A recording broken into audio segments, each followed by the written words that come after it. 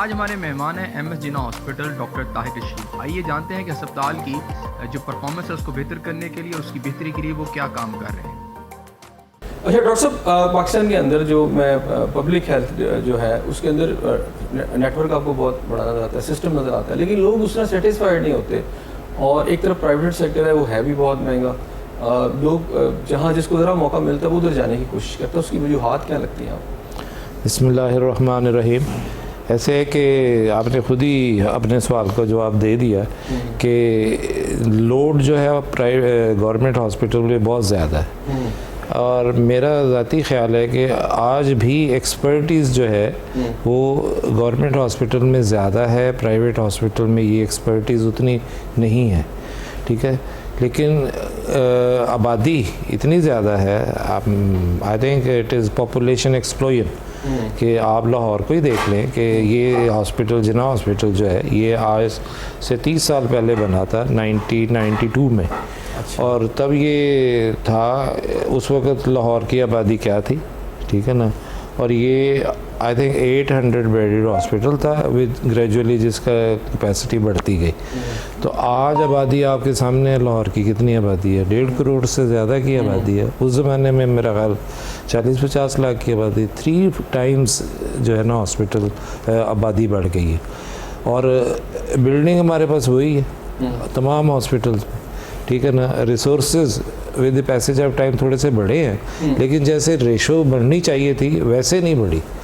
आप इसकी एक मैं यूजुअली एक जनरल सी मिसाल देता हूँ। हम 5 मरले के घर में जो लोग रहते थे आज से 20 साल या 30 साल पहले, उस घर में अगर 7 लोग थे तो आज उस घर में 25 लोग रह रहे। और इस्तेमाल की चीज़ें वही हैं, पानी का सिस्टम वही है, रिसोर्सेज नहीं बढ़े। एग्जैक्टली यही हाल हॉस्पिटल्स में हुआ। आबादी हमारी, अब ये देखें लाहौर के इर्द गिर्द जब ये हॉस्पिटल बना था तो कहते हैं कि इससे आगे खेत ही खेत थे, लेकिन अब ये सेंटर ऑफ द सिटी है, ठीक है। इसके इर्द गिर्द आप आबादी देख लें, जौहर टाउन पूरा है। उसके अलावा मोटरवे से जितना आपको ट्रॉमा आता है वो सारा इसी हॉस्पिटल में ड्रेन होता है। फिर इसकी ये वाली साइड देख लें जो कलमा चौक वाली साइड है, वो सारी आबादी, फैसल टाउन, ये सारे लोग इधर ही ड्रेन होते हैं। तो मेरा ख्याल है कि जो नंबर ऑफ़ पेशेंट्स है ना वो बहुत ज़्यादा है। जैसे हमारी एमरजेंसी की कैपेसिटी है 100 बेड्स की, ठीक है। कैन यू बिलीव कि हम एमरजेंसी में 2500 पेशेंट्स रोज़ एंटरटेन कर रहे हैं, यानी 1500 के above numbers 2500 2500 आप सोच लें कि कितने रैपिडली हमारा पेशेंट टर्नओवर में जा रहा है, ठीक है ना। और हम 2500 को ये सर्विसेज रोज़ाना की बुनियाद पे दे रहे हैं। हालांकि हमारी कैपेसिटी एमरजेंसी की सिर्फ 100 बेड्स की है, लेकिन फिर भी उसका नुकसान या क्या कह लें कि बर्डन उसका ये होता है कि जब वहाँ से हम मरीज़ वार्डों में शिफ्ट करते हैं, वार्ड में सपोज 50 बेड का वार्ड है, अब जिस दिन उस वार्ड की एमरजेंसी है उस वार्ड में 70-80 मरीज़ पहुँचे होते हैं, तो फिर मजबूरन आपको एक बेड पे 2-2 मरीज़ भी डालने पड़ते हैं। आपके पास जो पेशेंट आते हैं वो किन किन एरिया से आते हैं, या लाहौर से बाहर से भी आते हैं? यकीनन लाहौर के बाहर से भी आते हैं। आपका ये जो मोटरवे है वो सारा उधर के लोग आते हैं, कसूर हो गया, ये शेखुपुरा और इर्द गिर्द के जो भी टाउन्स हैं जैसे तहसील है वो सारे। और फिर जैसे ही वो कोई थोड़ा सीरियस पेशेंट होता है तो वो अक्सर ये टीवी ड्रामों में भी इस तरह के क्लिप्स बनते हैं, वो कहते हैं लाहौर जो, तो people they come to Lahore, ठीक है ना। बजाय इसके कि इसी लेवल के या इससे चले थोड़ा कम लेवल के हॉस्पिटल्स हों हर इलाके में, जिसे हम फ़िल्टर क्लिनिक्स कहते हैं। हमारे पास वो लोग हैं जिनको एक्सपर्ट ट्रीटमेंट की या टर्शरी केयर की ट्रीटमेंट की ज़रूरत है, लेकिन हमारे पास वही आम नज़ला ज़ुकाम वाले भी हमारे हॉस्पिटल में। उसकी वजह क्या, क्यों नहीं अपने एरियाज़ के अंदर इनका इलाज होता है, ये क्यों इधर ही आके इन्फ्लक्स आता है सारा? इसमें मेरा ख्याल है कि थोड़ा सा हमें आम पब्लिक को भी इसमें एजुकेट करने की ज़रूरत है। उनको भी इस चीज़ को समझना चाहिए कि जो आपके इलाके में हॉस्पिटल्स बने हुए हैं, एक जनरल लोगों के बारे में कि इधर कुछ भी नहीं है, ठीक है ना, डॉक्टर्स यहाँ पे नहीं हैं, वो उन पे बिलीव नहीं करते, ठीक है ना। ये हमें शायद पब्लिक को भी एजुकेट करना चाहिए। जनरल पब्लिक कम्युनिटी को हमें फैसिलिटीज होती हैं वहाँ पर? डेफिनेटली फैसिलिटीज़ होती हैं। अब तो माशाल्लाह हमारा जो सिस्टम है पोस्ट ग्रेजुएशन का वो इतने लोग आ गए हैं कि तहसील लेवल पे भी FCPS जो स्पेशलिस्ट कंसल्टेंट लोग हैं वो जा रहे हैं, इसी तरह डिस्ट्रिक्ट हेडक्वार्टर में भी लोग जा रहे हैं, लेकिन लोगों में ये फिर वो awareness है। इधर आते हैं। आपके ठीक है। नंबर ऑफ पेशेंट कितना है इस वक्त हॉस्पिटल में? हमारे टोटल बेड्स तो तकरीबन 1800 के करीब हैं, लेकिन ऑन एवरेज OPD में जो हमारा मरीज़ आ रहा है वो तकरीबन 3 से 4 हज़ार डेली OPD का पेशेंट आता है, ठीक है, और 2500 के अराउंड हमारे पास एमरजेंसी में लोग आते हैं। अब देख लें तकरीबन 6,500-7 हज़ार का पेशेंट डेली हमारे पास आ रहा है। इसमें से आप देख लें 100 to 200 के करीब पेशेंट्स डेली बेसिस पे एडमिट भी होते हैं इसमें, ठीक है ना। तो 1800 बेड के करीब का हॉस्पिटल, लेकिन अगर इनफैक्ट हम देखें तो मोर देन 2000 पेशेंट पड़े होते हैं। तो गवर्नमेंट से उतना बजट मिल जाता है आपको कि वो बजट की भी कॉन्स्टेंट्स रहती हैं आप लोगों को? देखें ये कुछ अल्लाह की तरफ से बरकतें हैं हमारे मुल्क में कि जो भी अवेलेबल बजट होता है उसमें मैक्सिमम चीज़ें हो जाती हैं, ठीक है ना। हम ये नहीं कह सकते कि 100% हम ये एंटरटेन कर लेते हैं, लेकिन जो भी अवेलेबल रिसोर्सेज होते हैं उसमें मैक्सिमम हम जो है ना ये काम हो जाता है। जैसे जब मैं इधर एज MS पोस्ट हुआ था तो उन दिनों में यहाँ पे हॉस्पिटल में इशू एक मेजर इशू था availability of medicine. Emergency services में सिरिंजेस तक नहीं होती थी, उसकी जो भी वजह थी, परचेज प्रोसेस डिले हुआ, बहुत उसकी डिटेल है, लेकिन ये है कि गवर्नमेंट ने एक उसका अल्टरनेटिव रखा हुआ है कि जिन दिनों में आपकी बल्क परचेज़ होती है उन दिनों में आप एक अल्टरनेटिव परचेज़ का तरीका है लोकल परचेज़ में, उसमें कंपैरेटिवली रेट्स ज़्यादा होते हैं, ठीक है ना। जैसे बल्क परचेज़ में एक चीज़ 1 रुपये की ख़रीदी जाती है तो लोकल परचेज़ में वो चीज़ में भी 2.5 या 3 रुपये की भी ख़रीदनी पड़े।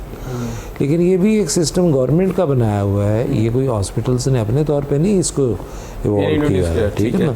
तो उसमें ये होता है कि फिर उन दिनों में हमने लोकल परचेज से सारी मेडिसिन ख़रीदना शुरू की और वी मेड श्योर कि availability of medicine in emergency services 100% है from that day till today, ठीक है। हर चीज़ हमें मरीज़ को एमरजेंसी सर्विसेज में बाहर नहीं जाना पड़ता।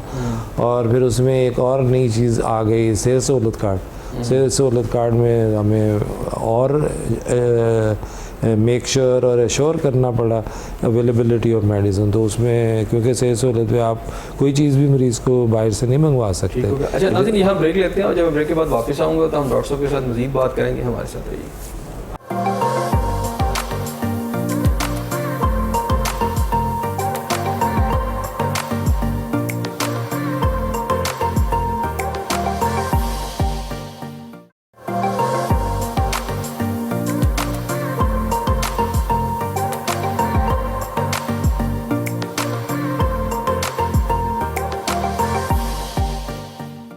नाज़रीन, प्रोग्राम में आपको फिर एक दफ़ा खुशामदीद कहते हैं। अच्छा डॉक्टर साहब, बिलोंग कहाँ से करते हैं?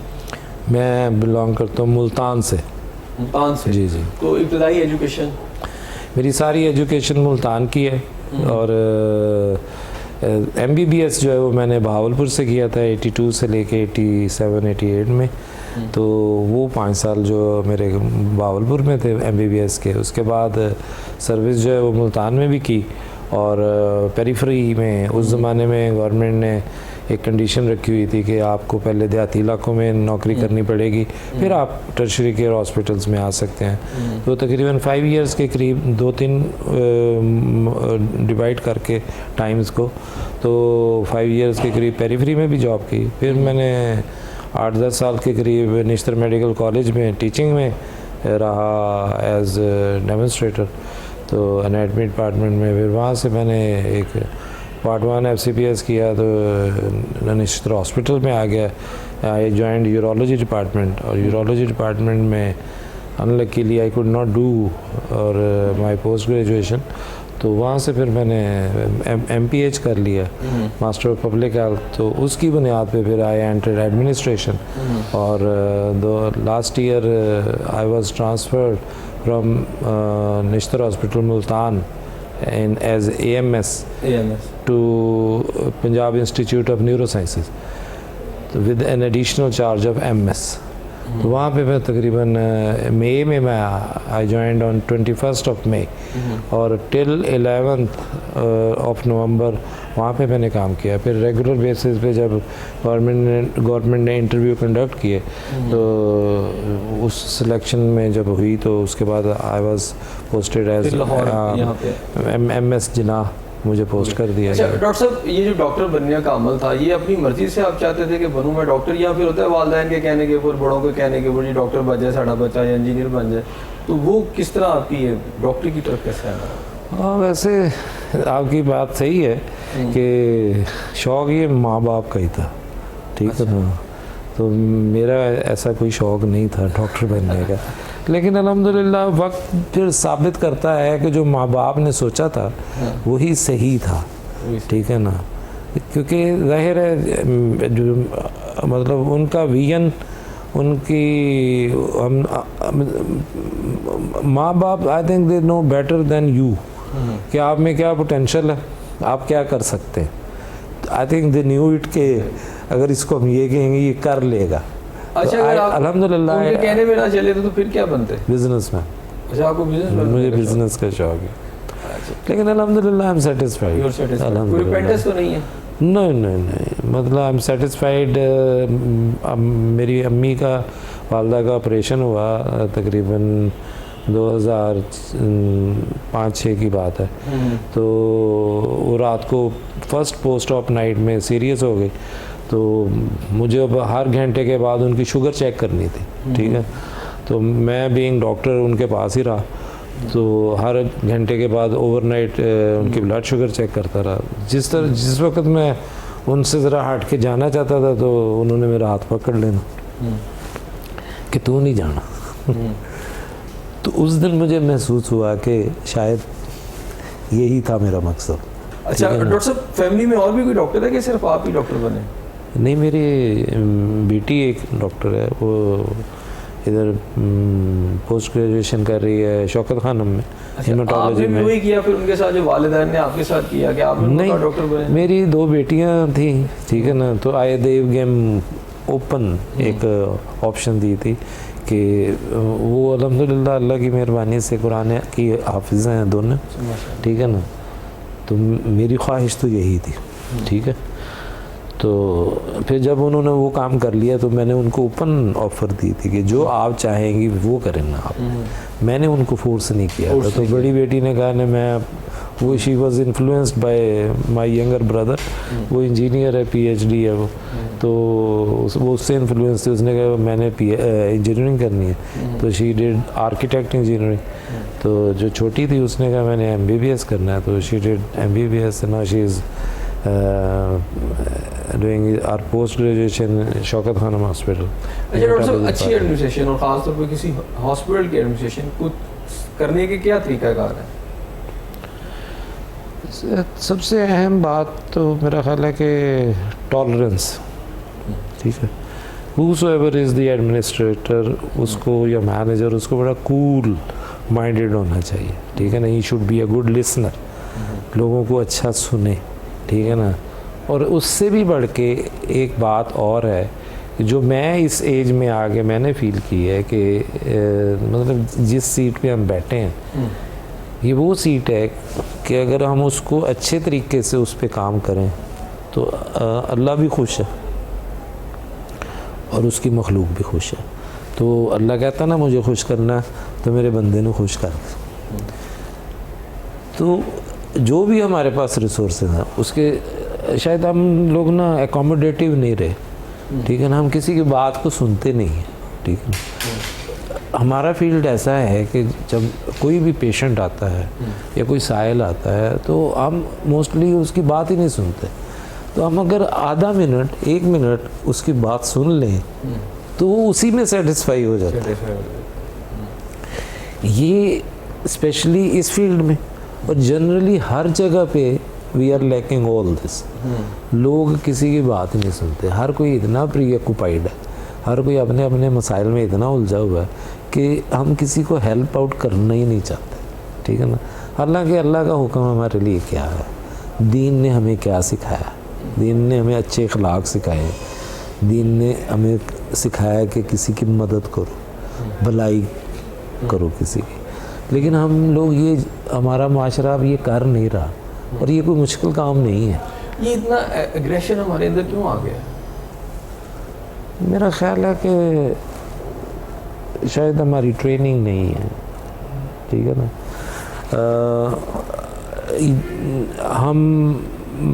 मैं अपनी जनरेशन की अगर बात करूं तो हमने अपने बच्चों को तैयार नहीं किया, हमने उन्हें ट्रेन नहीं किया।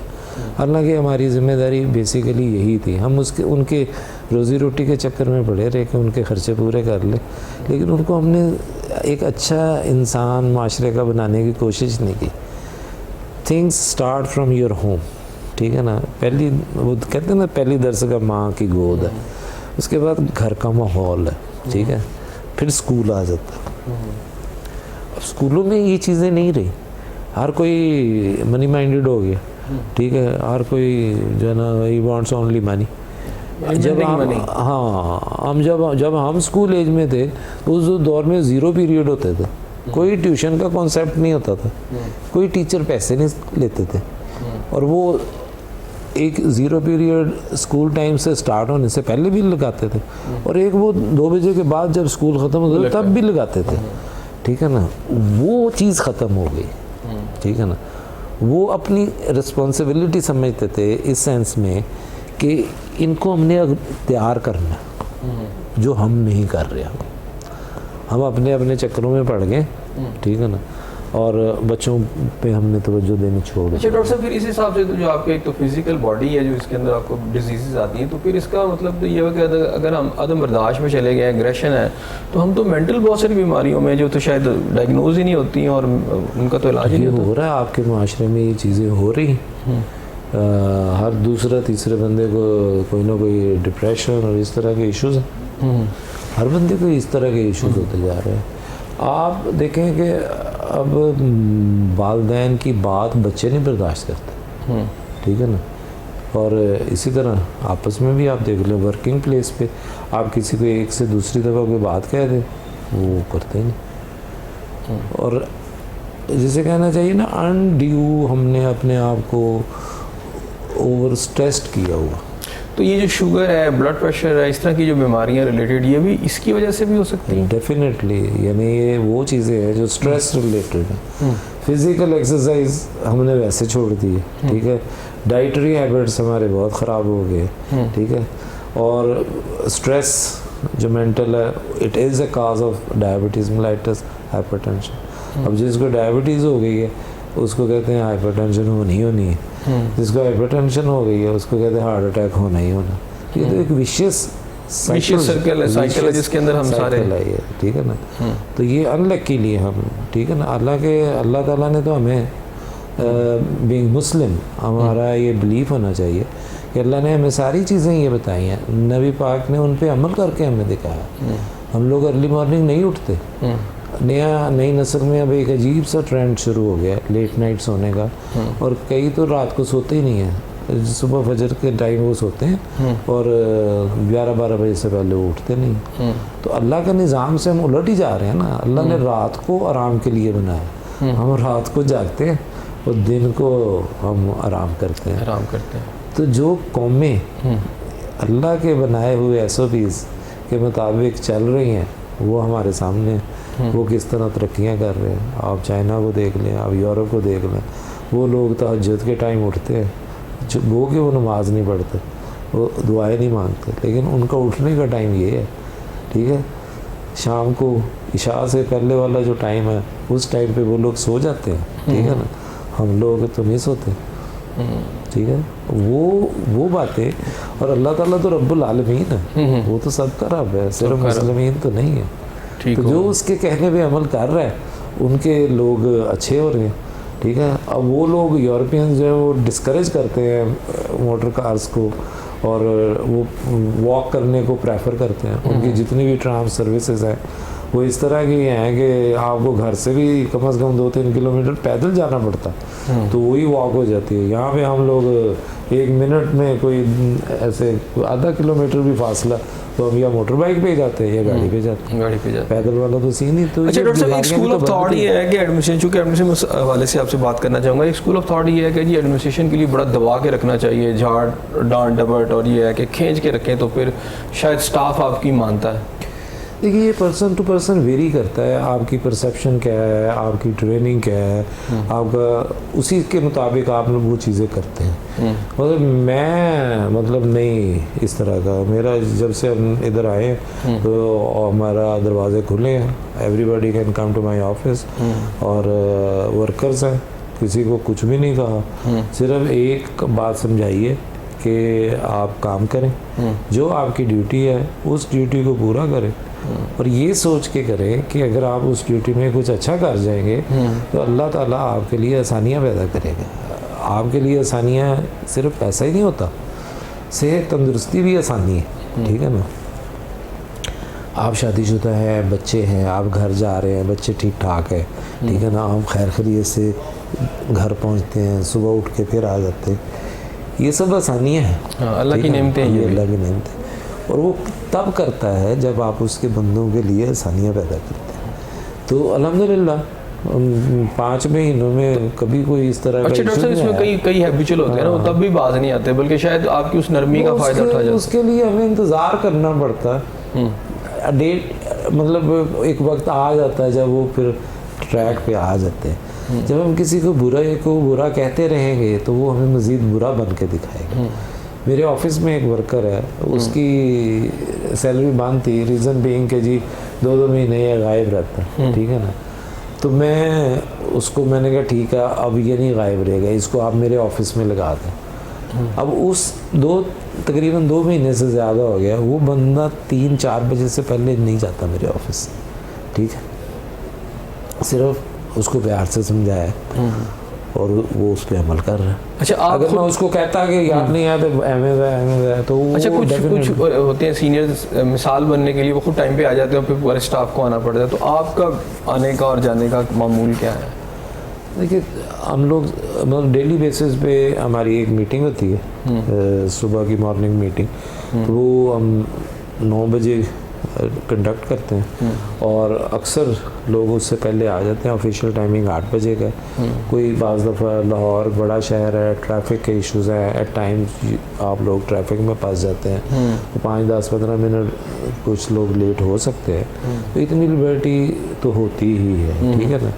लेकिन अल्हम्दुलिल्लाह मैक्सिमम जो है ना लोग वो अपनी ड्यूटी पे टाइम पे आते हैं।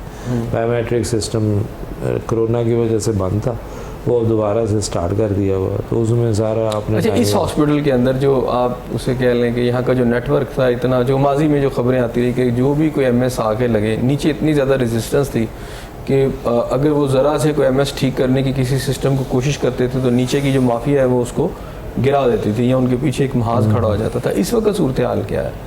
आपके सामने 5 महीने में कोई इस तरह का इशू नहीं हुआ, अच्छा, ठीक है ना। जो भी इस तरह के लोग हैं उनको सबको ऑन बोर्ड लिया हुआ है, ठीक है ना, और उनसे कहा हुआ है कि मुझे आपसे कोई गिला शिकवा नहीं। और बल्कि मैं एक मिसाल दी थी उन्हें कि मशीन अगर चल रही है तो आप उसमें गैर ज़रूरी अगर वो कोई पंगा लेंगे तो वो मशीन तो गड़बड़ करेगी, ठीक है ना। अगर वो मशीन में किसी जगह पे आवाज़ आना शुरू हो जाएगी तो आप उसका पुर्जा चेक करेंगे, ठीक है ना। आप उसके पुर्जे को हिलाए जुलाएंगे, अगर वो ठीक हो जाती है, आवाज़ ख़त्म हो जाती है, सही चल रही है, तो आप उसको कुछ नहीं करेंगे। जब वो पुर्जा अगर सेट करने के बावजूद फिर कोई प्रॉब्लम आना शुरू होएगी और मशीन में गड़बड़ हो रही है तो फिर आप उसका पुर्जा बदल देंगे। यानी अल्टीमेटली मशीन ने चलना है, और मशीन ने चलना है, पुर्जा हम बदल देंगे। ठीक हो, तो लोगों को इस बात की समझ आ गई, ठीक है ना। तो मैंने कहा यार मुझे कोई शौक़ नहीं है कि मैं गैर ज़रूरी आपको यहाँ से उधर करूँ, यहाँ से उधर, टिल मुझे कोई प्रॉब्लम नहीं आएगी। मेरे आपसे कोई ज़ाती इख्तलाफ नहीं है, ठीक है ना। आप गवर्नमेंट का मुलाजिम है, जो गवर्नमेंट के ड्यूटी आवर्स हैं उसमें आप अपना काम करें, जो आपका काम है वो आप काम करें और घर जाएं, आपकी अपनी लाइफ है, हमें उससे कोई गर्ज नहीं। अल्हम्दुलिल्लाह बड़ा सॉफ्ट सा मैसेज था और 100% तो नहीं लोग इस चीज़ को एक्सेप्ट करते, लेकिन 2-4-5% जो होते हैं उनको फिर इंसान थोड़ा जो उनकी वजह से बाकियों को क्यों ख़राब करे। तो जो लोग आपकी बात मान लेते हैं और सिस्टम में चलते हैं तो उनके लिए वो कहते हैं ना कि कोई भी डिपार्टमेंट जज़ा और सज़ा के बगैर नहीं चलता, तो जज़ा क्या देते हैं उन लोगों को? देखिए जज़ा यही है कि जो गवर्नमेंट के अवेलेबल रिसोर्सेज है हम उन्हीं पर रह के उनको जज़ा दे सकते हैं ना, हम कोई ऐसा एक्स्ट्रा तो नहीं कुछ दे सकते। तो एक मोटिवेशन ही होती है ना, इमोशनल मोटिवेशन है। उनको मैं आई कन्विंस देम कि देखो यार अल्लाह ने आपके लिए क्या आसानी पैदा की, ठीक है ना, आप चलते फिरते हो, हेल्दी हो, खा रहे हो, सब कुछ हो रहा है, आपके बच्चे सही है, आपको घर जाते कोई ये टेंशन नहीं हो रही कि बच्चे का एक्सीडेंट हो गया। अगर आप यहाँ पे किसी को तंग करोगे, अल्लाह के मखलूक को ख़राब करोगे, घर जाके अगर आपको फिर मसाइल आते हैं तो फिर क्या फ़ायदा। अगर आप फ़र्ज़ करो कुछ गलत भी कमाई कर रहे हो, फ़र्ज़ करो 10,000 कमा लिया है, घर जाके कोई बीमारी आ गई 15 लाख गया तो क्या फ़ायदा था, क्या फ़ायदा। अच्छा अगर को लोग ख़राबी भी नहीं, ठीक है ना, और आपको सुख भी ना मिला। अच्छा डॉक्टर साहब, दुनिया में कहाँ कहाँ का सफ़र किया? मैंने सऊदी अरेबिया और दुबई, दो जगह का सफ़र। तो पाकिस्तान देखा सारा? पाकिस्तान बड़े शहर कराची, लाहौर, मुल्तान। तो जहाँ भी आपने विज़िट किया वहाँ का जो मेडिकल सिस्टम था और पाकिस्तान का मेडिकल सिस्टम, क्या डिफरेंस देखा कि जो हमें यहाँ करना चाहिए? देखिए यहाँ हमारे पास शायद रिसोर्सेज इतने नहीं हैं, एक्सपर्टीज़ और मेहनत हमारी जो है ना इसका कोई मैच नहीं है, ठीक है ना।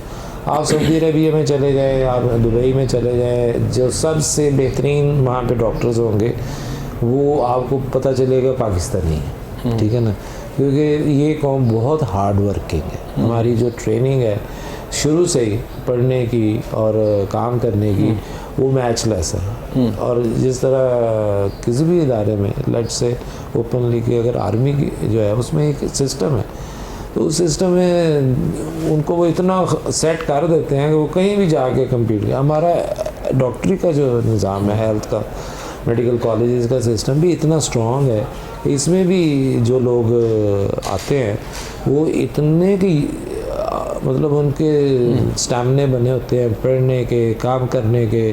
जब उस जॉब में 18 घंटे लोग काम करते हैं और कई दफ़ा 24 घंटे भी काम करते हैं। आप अपनी एमरजेंसी में चले जाएं, आपको आप आधा घंटा नहीं गुजार सकते, इतना पेशेंट आता है, लेकिन वो यूज टू है। एक परसेप्शन डॉक्टर साहब के जो पहले के जो डॉक्टर थे उनके अपने सीनियर्स के साथ काम करते थे, टाइम देते थे, तो उनकी जो एक्सपर्टीज़ वाली बात आपने बताई वो बड़ी ज़बरदस्त एक्सपर्ट थे और अपने काम में। लेकिन जब से ये YDA का रूज आया है थोड़ा सा हमें नज़र आता है हॉस्पिटल में, और यंगस्टर की जो शायद उतने परफेक्ट डॉक्टर हमें मैसर नहीं आ रहे।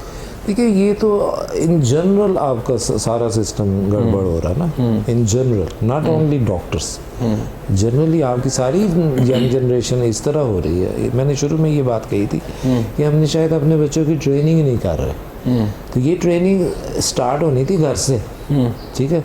जिन बच्चों के पेरेंट्स ने उनकी अच्छी ट्रेनिंग की है वो 100 में से 4, 5, 6 लोग आपको फ़ौरन नज़र आ जाएंगे, ठीक है ना, वो भी उसी में चल रहे हैं, वो कोई अलहदा क्लासेस नहीं ले रहे, लेकिन उनके माँ बाप ने उनको ट्रेन किया। तो ये चीज़ हम लैक कर रहे हैं, हमने मतलब बच्चों को टाइम देना छोड़ दिया, हम टीचर्स पे छोड़ देते हैं, ठीक है ना, स्कूल पे छोड़ देते हैं। मुझे एक मेरे इंग्लिश के टीचर होते थे, उन्होंने बहुत पहले जब मेरी शादी नई हुई तो उन्होंने कहा था ज़िंदगी में याद रखना कि बच्चों को सिर्फ 10 मिनट आपने हो ज़रूर लेकर बैठना, वो आपके टीचर से, उसके स्कूल टीचर से 1 घंटे से बेहतर है। और फिर आपका जो उनके साथ एक बॉन्डिंग डेवलप होगी ना, एक कॉन्फिडेंस, ये अल्लाह का निज़ाम है। बच्चों की ट्रेनिंग एक बहुत बड़ी जिम्मेदारी है, हम उसको लिपटा ही नहीं रहे। उसकी वजह से हम अपनी अगली नस्ल से गिले शिकवे कर रहे हैं। आज आप देख लें, बच्चे आपकी बात नहीं सुनते, ठीक है। फिर ये सोशल मीडिया इसने प्री मेच्योरली जो अवेयरनेस दे दी है ना, उसने भी मसाइल पैदा कर दिए, उसने मसाइल पैदा किया। अच्छा देखें, जो भी इंफॉर्मेशन लेनी है वो गूगल खोलते हैं, वहाँ से ले लेते हैं, वो दे डू नॉट बॉदर कि वो आपसे पूछें, ठीक है ना। और ये कोई बहुत अच्छी चीज़ नहीं है। ये इसमें जो बड़ों और छोटों का आपस में इंटरेक्शन वो कम होता जा रहा है, एक म्यूचुअल रिस्पेक्ट वाला आंसर कम होता जा रहा है, और premature awareness, prematurity, wherever this prematurity is always a problem. मिसाल के तौर पे अगर प्री मेच्योर बेबी डिलीवर हो जाता है वो प्रॉब्लम चाइल्ड रहता है। डॉक्टर इसका हल क्या है? सोशल मीडिया बंद कर दें तब हल है? नहीं, इसका हल ये है कि मेरी एक यहाँ पे डॉक्टर साहब हैं, उन्होंने ऐसी तरह की गुफ्तगू हो रही थी मॉर्निंग मीटिंग में कि हम बच्चों को टाइम नहीं देते, तो उसने कहा कि मैंने शुरू से ही जब मेरे बच्चे 2-3 साल के यानी चेयर पे बैठने के काबिल हो गए तो हमने डिसाइड किया उनके साथ कि हम रोज़ाना एक आधे घंटे की मीटिंग किया करेंगे, पेरेंट्स और बच्चे। और कहती है हम डाइनिंग टेबल पे रोज़ाना एक आधे घंटे की जस्ट गपशप की मीटिंग करते हैं। उससे क्या होता है? मैनर्स, ठीक है ना, बच्चे आपके साथ शेयर करते हैं चीज़ें, ठीक है ना, आप बच्चों को गाइड करते हैं, ये चीज़ अब नहीं रही। अच्छा, लेकिन डॉक्टर साहब थोड़ा सा मुझे बताएं कि आपकी जनरेशन के जो लोग हैं या इवन मेरी जनरेशन के लोग हैं, हमारे बुज़ुर्ग भी हमें इतना टाइम नहीं देते थे, लेकिन एटिकेट्स की अगर बात करें, बड़ों का अदब ये वो तो इस जनरेशन में ज़्यादा था, अगली में नहीं है। टाइम तो हमारे बुजुर्ग भी हमें नहीं देते थे, तो ये क्या वजह थी? ऐसे नहीं था, वो वक्त और था, वो तो उस ज़माने में टीवी नहीं था, उस ज़माने में ये आपके मोबाइल्स नहीं थे, सोशल मीडिया नहीं था, एंटरटेनमेंट क्या थी? आ जाके घरों में बड़ों के साथ बैठ जाना, एक पुतली तमाशा हो जाना। बहुत जब थोड़ी तरक्की हुई तो एक टीवी पर चैनल आ गया, PTV बन गया, उस पर एक ही चैनल होता था, उसकी भी टाइमिंग फिक्स होती थी। मेरा ख्याल है कि वो जो हमारे पेरेंट्स वाली जनरेशन थी वो प्रैक्टिकली जितना भी उनका नॉलेज था ना, वो प्रैक्टिकली उस पर अमल करते थे, ठीक है ना, यानी रवैयों के बारे में हो गया। आपके माँ बाप ने कभी आपको नहीं ये समझाया था कि अगर चचा आपको चपेट मार दे तो आपकी ज़रूरत नहीं थी आगे घर अपने वालदा को कहते कि चाचे ने मारे हमें, ठीक है ना, क्योंकि उन्होंने कहा हुआ था कि जितने देखें तेन कुट दे। अब नहीं है, अब हम बच्चे आगे अगर हमें कहते हैं, हम उसको कहते हैं कि यार तू तो तेरा की काम से, ठीक है ना। तो जो ये भी तो एक तरबियत ही थी ना, ठीक है, बड़ों का एहतराम करना। लेकिन अब तो आपके बच्चे आपके सामने हर बात करते हैं। वो कहते हैं कि जी यूरोप ने रिसर्चेस की हैं जी कि बच्चों को रोके ना टोके ना। अब वही यूरोप वो कह रहा है कि किसी स्टेज पे आपका जवाब सिर्फ चपेड़ ही होता, उसमें कोई जस्टिफिकेशन नहीं, ठीक है ना। तो ये हमारे जो बड़े थे उनको जितना भी उनका इल्म था वो उस पर अमल करते थे, ठीक है ना, वो हमें करके दिखाते थे। अगर किसी से कोई छोटी मोटी नाराज़गी होती थी तो वो ये नहीं कहते थे कि उसको छोड़ दो, ठीक है ना, वो आपको मोहब्बत सिखाते थे, मोहब्बत करते थे। अच्छा डॉक्टर साहब, डॉक्टर एक मसीहा के तौर पर होता है, और मेरा ख्याल है इंसान डेथ बेड पे होता है तो उसे सिर्फ डॉक्टर, अल्लाह के बाद डॉक्टर ही नज़र आ रहा था। तो एक रिस्पेक्ट एलिमेंट था सोसाइटी के अंदर डॉक्टर के लिए बहुत ज़्यादा, लेकिन आज वो डॉक्टर उस तरह मसीहा पर है और ना उस तरह रिस्पेक्ट का लेवल है। कमी कहाँ रह गई है? एटीट्यूड, ठीक है ना, ट्रेनिंग, ठीक है, और आई थिंक उसमें हमें एक मोटिवेशन करनी चाहिए थी वो कि ये एक सब्जेक्ट शामिल है मेडिकल कॉलेजेस में, बिहेवियरल साइंसेस, ठीक है ना, लेकिन उसमें जितनी भी जो है उसकी एजुकेशन है उस पर हम कोई सीरियस नहीं लेते उसको।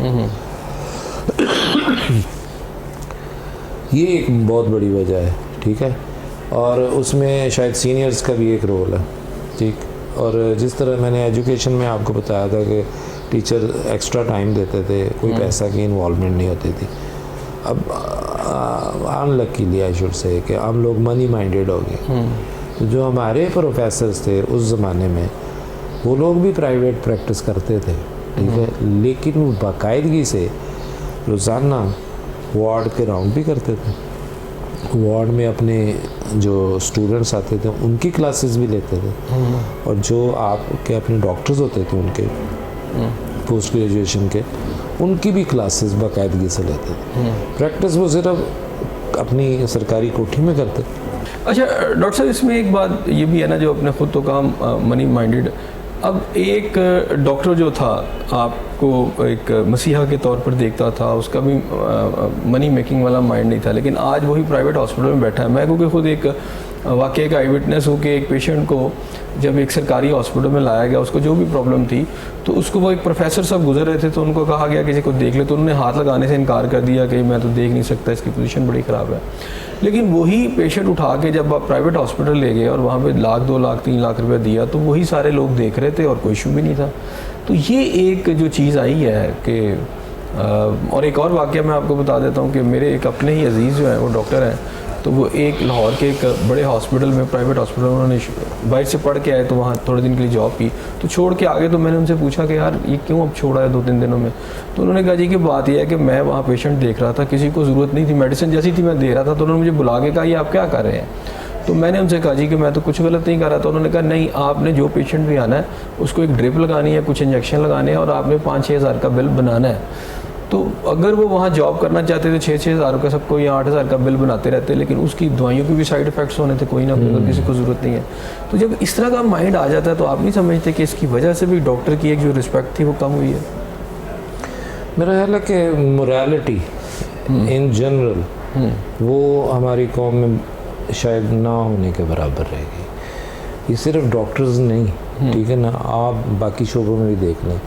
अगर कोई मरी मुर्गी का गोश्त खिलवा सकता है, अगर कोई बुरादे को कलर करके आपको मिर्चें बना के दे सकता है, अगर दूध 2 नंबर तरीके से कोई बना के मुआशरे में ला सकता है और दे सकता है, शायद ये मोरालिटी जो है ना मुआशरे में वैसे ही ख़त्म हो गई है और डॉक्टर्स भी उसी मुआशरे का हिस्सा है, ठीक है ना। और आपकी बात रिगार्डिंग डॉक्टर बिल्कुल ठीक है, लेकिन मैं उसको ऐसे जस्टिफाई करता हूँ कि इन जनरल मुआशरा हमारा ऐसा हो गया, ठीक है। तो इसी तरह फिर जैसे मिसाल के तौर पे एक है ना कि जैसी रूह वैसे फरिश्ते, जिस तरह की कमाइयाँ उसी तरह के आगे आपको भी काम मिलते हैं। जिस तरह मैं अगर फ़र्ज़ करे गैर ज़रूरी तौर पे मुनाफा या पैसा या इस तरह ले रहा हूँ तो आगे जो मेरे बैठा वो भी इसी तरह का है। आप अभी कपड़े वाले के पास चले जाएं, आप अभी फ्रूट वाले के पास चले जाए। 2 दिन पहले कोई मुझे बता रहा था कि मंडी से मैं पता नहीं चीज़ें लाया तो अगर वो 50 रुपये किलो की वहाँ से मिली है तो वही चीज़ रेडी पे आके या दुकानदार के पास आके 150 रुपये किलो वो दे रहा, ठीक है। तो ये तो मोरालिटी रह गई है हमारी, ठीक है। और डॉक्टर्स के एटीट्यूड्स आप बिल्कुल सही कह रहे हैं और वजह सिर्फ यही है कि वो यही सोच के हम अब आ रहे हैं कि हमने पैसा बनाना। तो ये तो फिर जो डॉक्टर एक मसीहा की जगह डॉक्टर कम बिजनेसमैन नहीं बन गया? बदकिस्मती है कि 2 शोबे ऐसे थे जहाँ पे हम में इंसानियत बेहिसाब होनी चाहिए थी। एक थी एजुकेशन और एक थी हेल्थ, ठीक है। और ये ही दोनों मनी माइंडेड हो गए, ठीक है। बिजनेस ही है इनमें।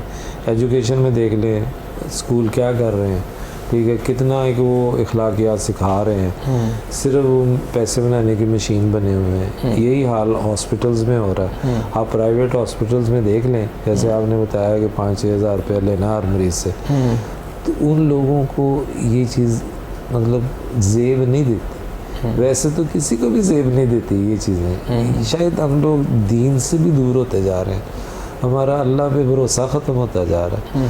हम ये समझ रहे हैं कि यही अल्टीमेट है आपके पास टू अर्न मनी, हालांकि अल्लाह ताला का वादा है कि जो रिस्क है, जो आपके नसीब का जितना है वो मैंने आपको देना ही देना है, वो आपको मिलना ही मिलना है। मेथड आप पे डिपेंड करता है। ठीक है नाज़रीन, हम ब्रेक लेते हैं और ब्रेक के बाद हमारी जो बातें इस वक्त जारी हैं डॉक्टर साहब के साथ, उससे दोबारा से शुरू करेंगे। हमारे साथ रहिए।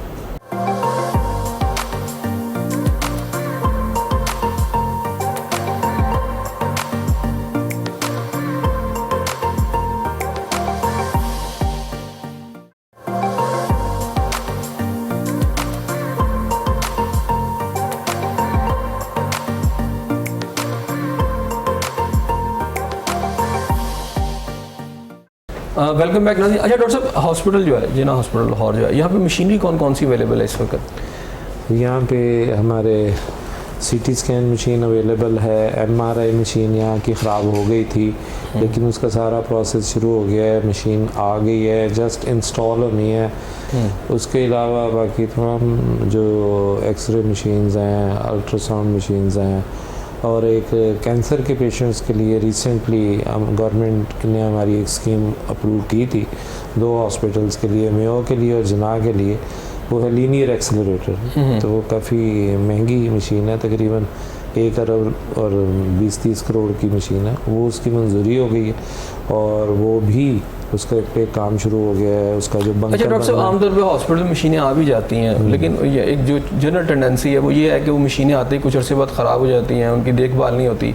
लेकिन उसके पीछे शायद बुनियादी मकसद होता है इर्द गिर्द की जो लेबॉर्ट्रीज़ होती हैं वो बड़े अच्छे फिर कमा रही होती है, क्योंकि अगर एमआरआई मशीन है या कोई ऐसी मशीन है जो आसानी से अवेलेबल नहीं, तो सरकारी हॉस्पिटल में ख़राब है, तो इन इर्द गिर्द की जो लेबॉर्ट्री हैं वो बड़ी फिर पैसे कमाती हैं।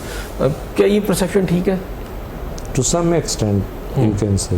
उसकी तो रीज़न ये है कि एक तो जब हमारा फ़र्ज़ करें यही हॉस्पिटल ले लिया, तकरीबन हमारी 100 सीटी स्कैन रोज़ाना होती है, ठीक है।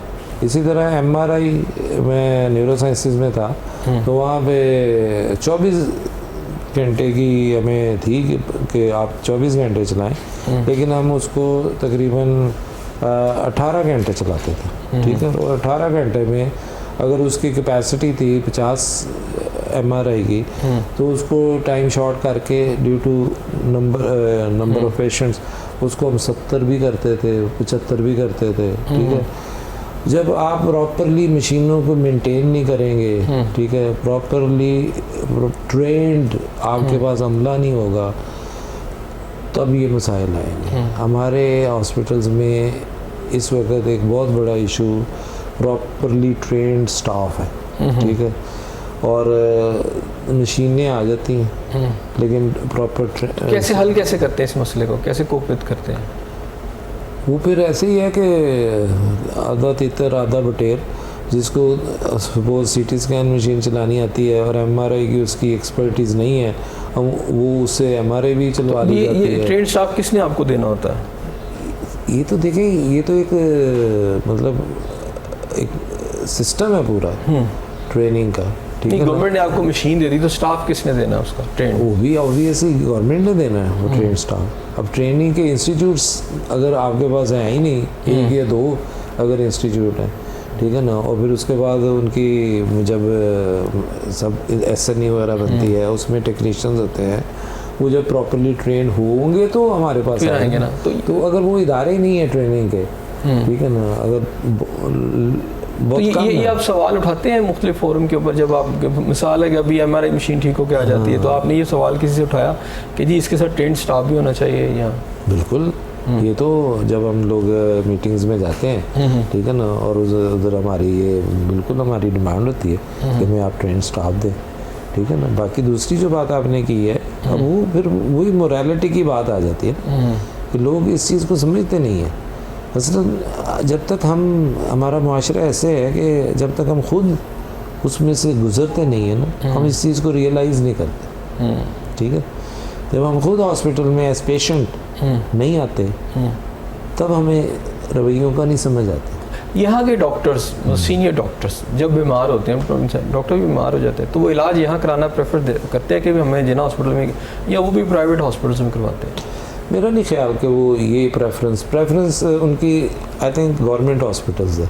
यहाँ पे सिर्फ उनको एक इशूज़ है कि फैसिलिटीज़, जैसे आप किसी अच्छे से रेस्टोरेंट या होटल में जाना चाहें तो वहाँ पे बाकी चीज़ें तो बड़ी लशपश होंगी लेकिन एक्सपर्टीज़ नहीं होगी। तो माई स्ट्रॉन्ग मतलब लॉजिक जो है ना, मैं I advocate whenever I visit emergency department, तो मैं उनको ये बातें कहता हूँ कि आप कंपेयर करें प्राइवेट को अपने साथ, आप उनकी लशपश हो डेफिनेटली हमसे बेहतर होगी, लेकिन लेवल ऑफ एक्सपर्टीज़ जो आज भी गवर्नमेंट हॉस्पिटल में वो लेवल ऑफ एक्सपर्टीज़ प्राइवेट अच्छा, हॉस्पिटल आप में नहीं है। एमरजेंसी की लेवल ऑफ एक्सपर्टीज़ की बात करें, लेकिन अभी तक जो ट्रेंड है, क्योंकि जो एमरजेंसी में आता है डेफिनेटली वो बहुत सीरियस पेशेंट होता है ना, वो टू सम एक्सटेंट के वो तकरीबन डेथ के करीब भी होते हैं अक्सर उसके अंदर।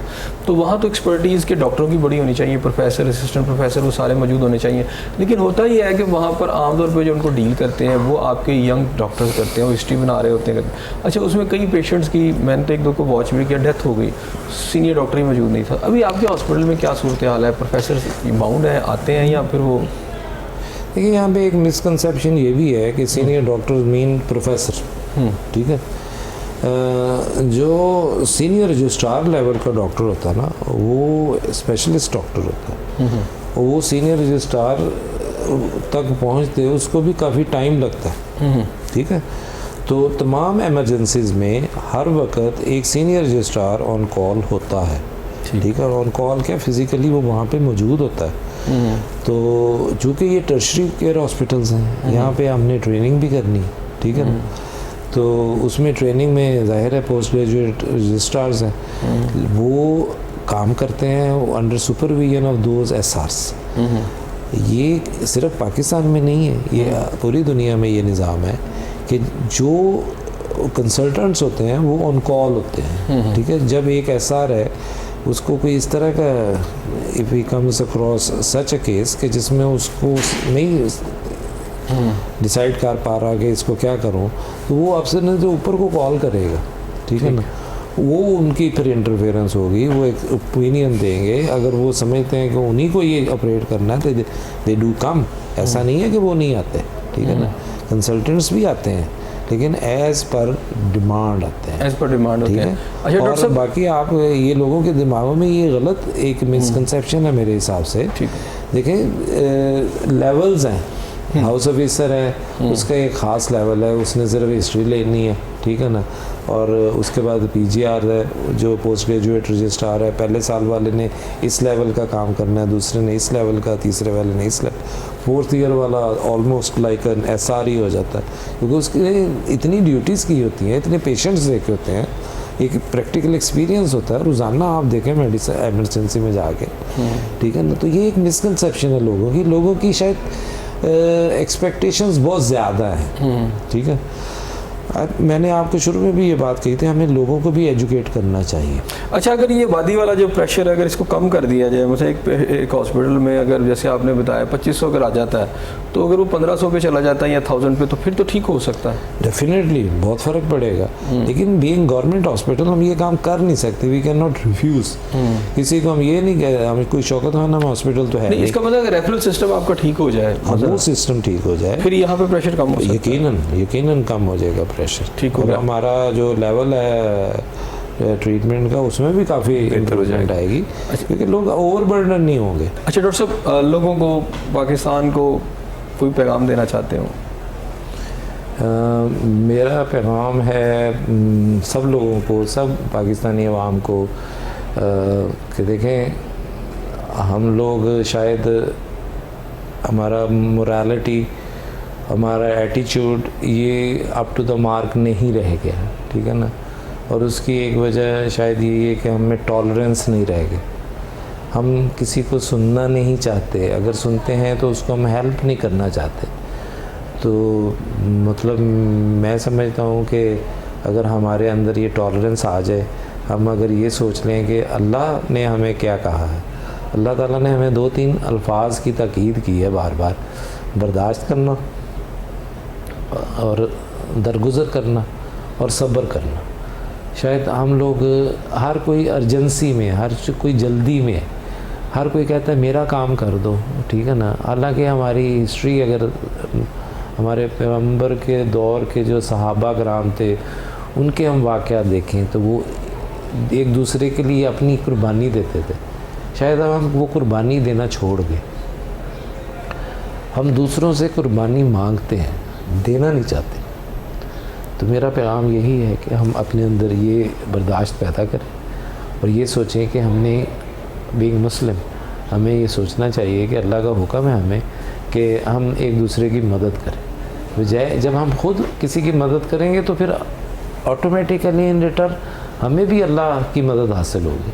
तो मेरा यही पैगाम है कि अपने अंदर एक बर्दाश्त पैदा करें। बाकी सेहत बीइंग डॉक्टर आप अपनी लाइफ जो है उसको हल्का रखें, मतलब खाना पीना मुनासिब करें और अब वॉक करें बाकायदगी के साथ, ठीक है। छोटे मोटे काम जो बाइक के और गाड़ी के बगैर हो सकते हैं वो पैदल चलने की कोशिश करें। कहा जाता है कि जिसके पाँव गर्म होते हैं उसका दिमाग ठंडा रहता, तो ठीक है। तो दिमाग ठंडा उसी वक्त होगा जब हम चलेंगे, तो चलने की आदत डालें और ऑब्वियसली गैर ज़रूरी तौर पे अपना स्ट्रेस लेना। बिलीव इन अल्लाह, अल्लाह ने आपके लिए हर चीज़ लिख दी हुई है, आपका काम सिर्फ एफ़र्ट करना। एफ़र्ट करें आप, ठीक है ना, और उसके बाद अपने अल्लाह पे छोड़ दें। अल्लाह आपकी उस एफ़र्ट को अल्लाह पूरा करेगा। वो पंजाबी का एक शेर है ना, माली दा कम पानी देना पर मशका पावे। तो आपका काम तो सिर्फ पानी देना। ये बड़ी खूबसूरत बात डॉक्टर साहब ने की और इस प्रोग्राम को हम जो है अब एंडिंग की तरफ लेके जाते हैं। और ये जो बात इन्होंने की अदम बर्दाश्त वाली कि हमें इसे ख़त्म करना है और हर वक्त दूसरों से कुर्बानी नहीं मांगनी, खुद भी किसी के लिए कुछ करना है। इस दुआ के साथ कि अल्लाह ताला आपको अपनी रहमतों के साए में रखे। अपने मेज़बान एहसन ज़िया को इजाज़त दीजिए। अल्लाह हाफ़िज़।